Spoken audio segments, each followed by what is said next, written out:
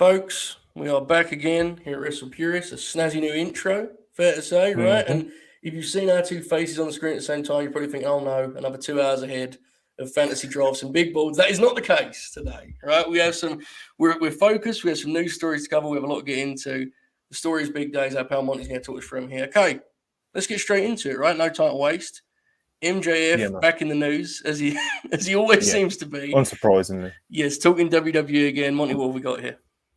Right, so like I just said, unsurprisingly, MJF has been talking about his contract again. And the big quote to take away from it is that he said, if Vince McMahon is willing to shell out more money than my good friend Tony Khan, then yes, I would go to WWE.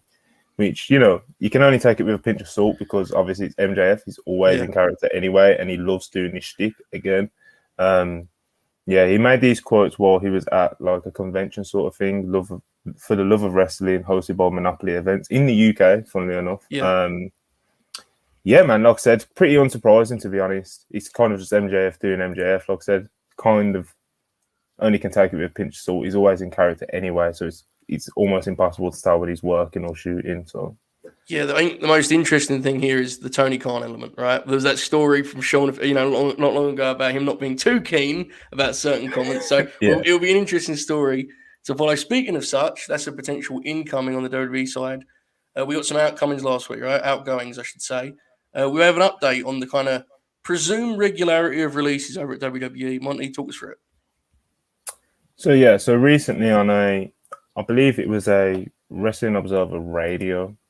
This is an older one from last week, but on the one for today, Meltzer did in fact mention something about the WWE releases being a lot more common.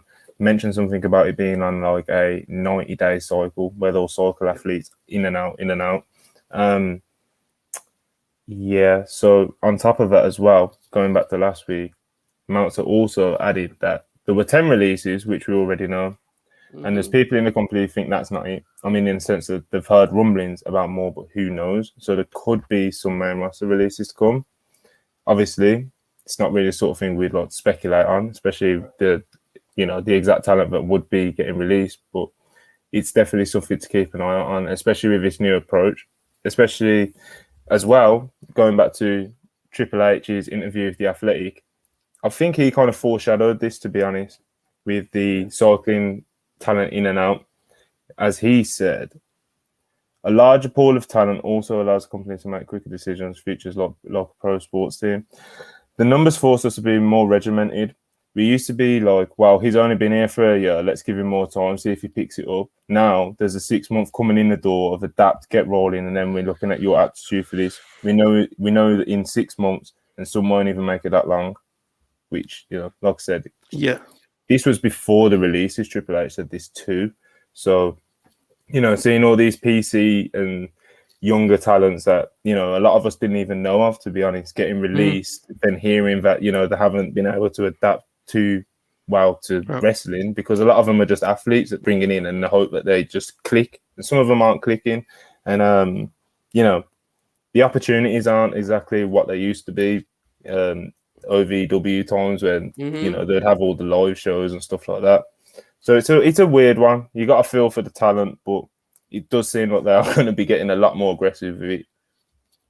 Yeah, it's interesting. I think the conversation for another day is whether this system really allows talents to truly pick it up that quickly, right? With the lack of matches and such, but as you said, it's something that's kind of been out there for a while, and unfortunately, we have to get used to talking about it.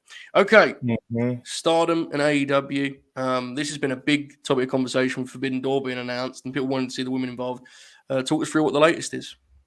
Right, so Dave Meltzer has a show on Sundays. Of course, you have to be subscribed to, the usual newsletter and stuff, but it's called Sunday Night Main Event, and, sometimes he gives some news updates on there, and he give us a little interesting tidbit about Stardom and AEW potentially working together.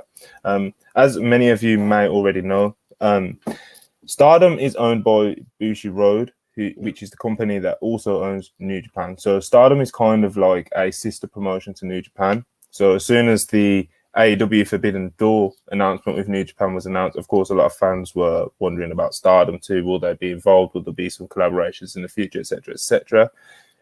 It does seem like that is definitely a possibility, as Dave Meltzer said on this show, Sunday Night Main Event, that he knows for a fact that Stardom is interested in working with AEW.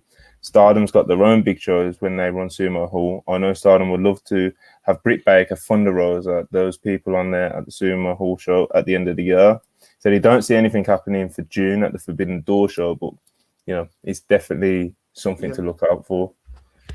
Exciting, right? I think I'll speak myself in saying that as someone not super educated in the Stardom product, I think that could be a nice entry route for a lot of us that want to kind of know more. 100%. Yeah, so hopefully that comes to fruition, because I get people's frustration, right? You want to see the women involved, and hopefully that can happen with Stardom here in the near future. Okay, couple injury updates here. We have Tetsuya Naito, we have Zoey Stark, Jonathan Gresham. Monty, take us through in whichever order you prefer. Right, so some of you may know that Jonathan Gresham has been out, unfortunately, with a concussion issue, but luckily it seems that he is back in action as he returned at PWG delivering the goods over the weekend, defeating Kevin Blackwood in a match. So yeah, there's Jonathan Gresham. Hopefully he's back on TV soon as well. Of course, he's under the ROH AEW banner. We've already seen him on AEW television. Hopefully we can get him back soon. There's also been an update from Zoey Stark on Twitter, who, she's been dealing with quite a brutal leg injury, but this is a pretty, promising update. She's jumping rope, so hopefully she's not out for too much longer, because she's already been out for a long while. And, she's a good talent, man. So, And absolutely. Finally, Naito. So Naito wrestled Okada over the weekend, and after, he revealed that he will be undergoing eye surgery to ease a problem that he's been having with his superior oblique muscle of his right eye. Doesn't sound nice. He had the same surgery back in November of 2019, and he has since then begun to suffer from double vision since last summer. So it's something he's been dealing with for a while. It doesn't sound good. I don't know how he's still been able to perform at the level he's been at. With double vision, it sounds kind of crazy. Yeah. Bless that generation of guys, as you kind of see them all get older. It's you read that, and as you said, it's like, that sounds bad enough he's not wrestling.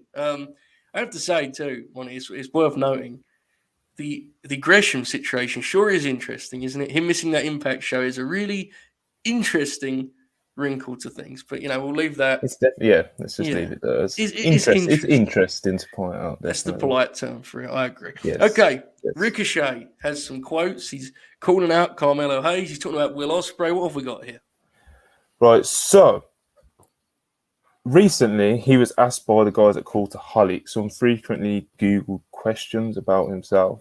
One of the things must have been about NXT, because he started talking about NXT and how some of the main roster talents have been going down there. He said how AJ Styles has been down there, Natty's down there right now, and he mentioned Carmelo Hayes, which may excite quite a lot of people, to be honest. So he said, me and Carmelo Hayes had a thing going. If Carmelo wants the heat, he can have it. Whoever it is, I would love to go down there. That's always been a home of mine anytime. So he's definitely open to going down to NXT.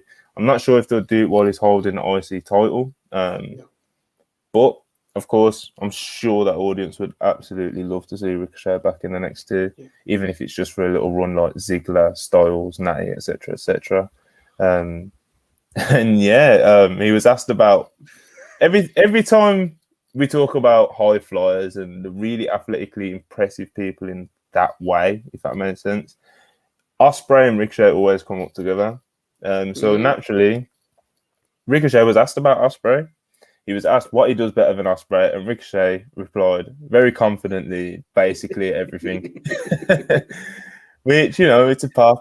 Then, he kind of reeled it back in towards after, because he was asked what does Ospreay do better than him, and he said being Will Ospreay, that's its own specific thing. If you ever met him, you'd be like, yeah, I know exactly what you mean. Will Ospreay is great. So the two absolutely phenomenal talents, That's very good backhanded compliment there from Ricochet, right? What's he better at than me being himself? Owned. Good stuff. I'd say that Carmelo Hayes match would be a blast. I like that a lot. 100%. there was a lot of wrestling this past weekend. Let's talk about the big show. New Japan's Wrestling Dontaku. The big headline here, Bullet Club, coming out on 9 years, their birthday. They're back in full force, depending on what your definition of full force is, but they stood tall. It was all about them at this event. Why don't you talk us through it?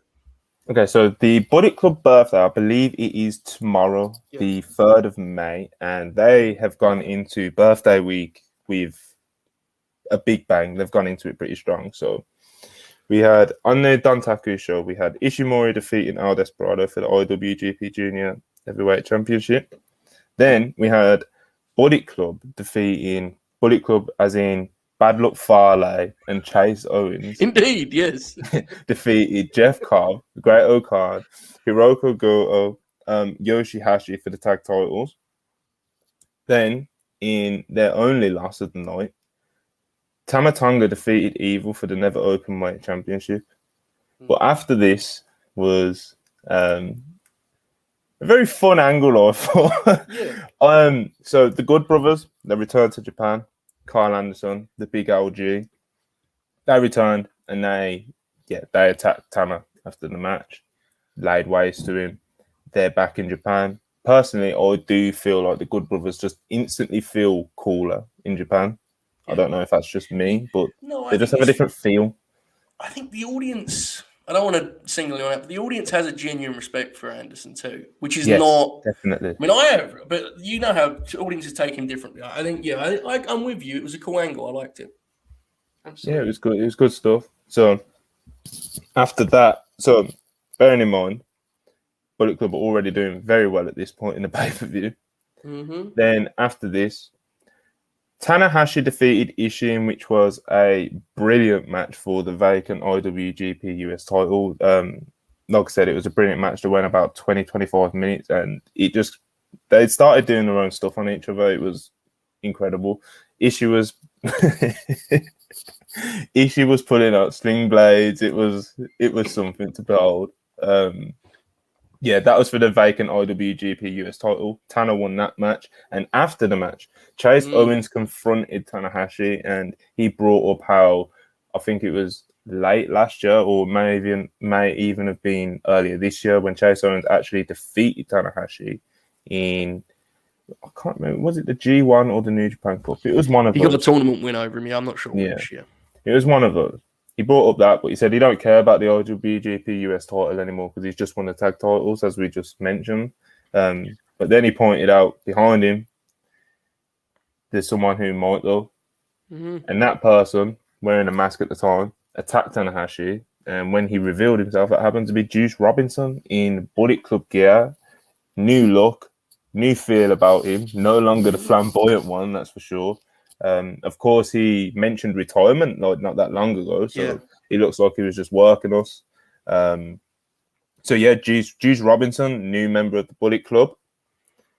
That was, like I said, completely different for him. I'm actually quite interested to see how that goes because, I like Juice. And I respect that the subtle work was smart too, right? I didn't see it coming. I took him at face value with his comments. That was interesting. Yeah, definitely.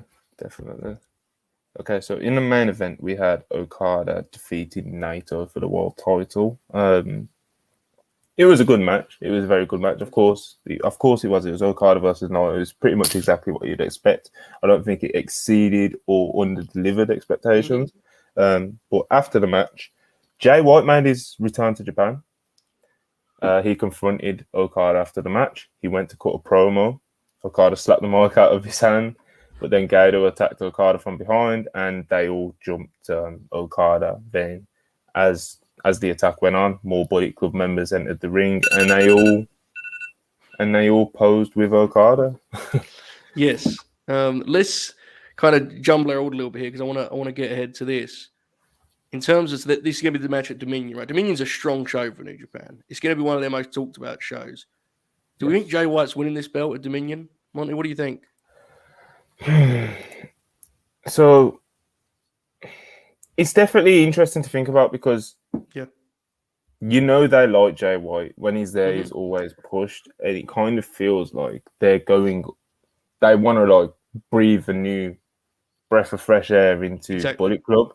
So maybe. And obviously a way of doing that would to be establish Jay White immediately as the top guy over there. And, you know, especially with the additions of Juice. Like, Juice, I think, is a fantastic addition to the Bullet Club. I do too.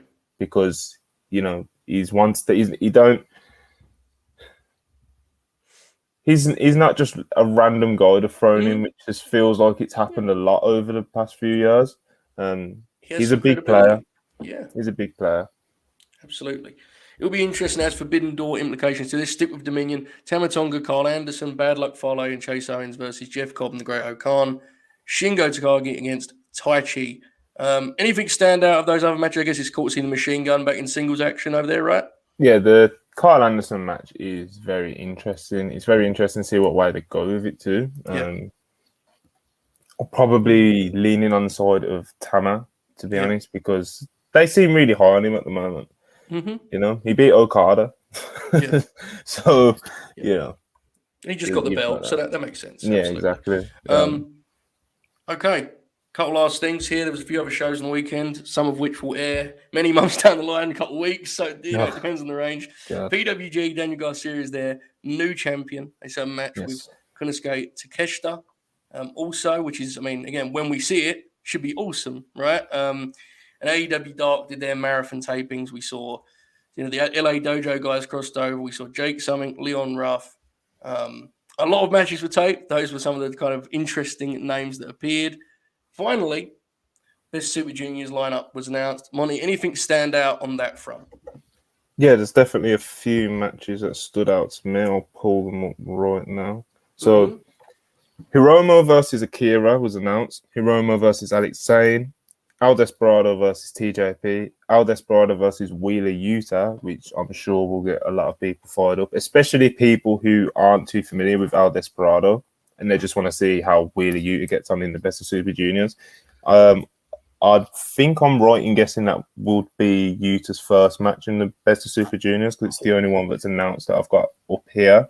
If that's his first match, then he's going to get off to a very good start in that competition and make a very great impression over there.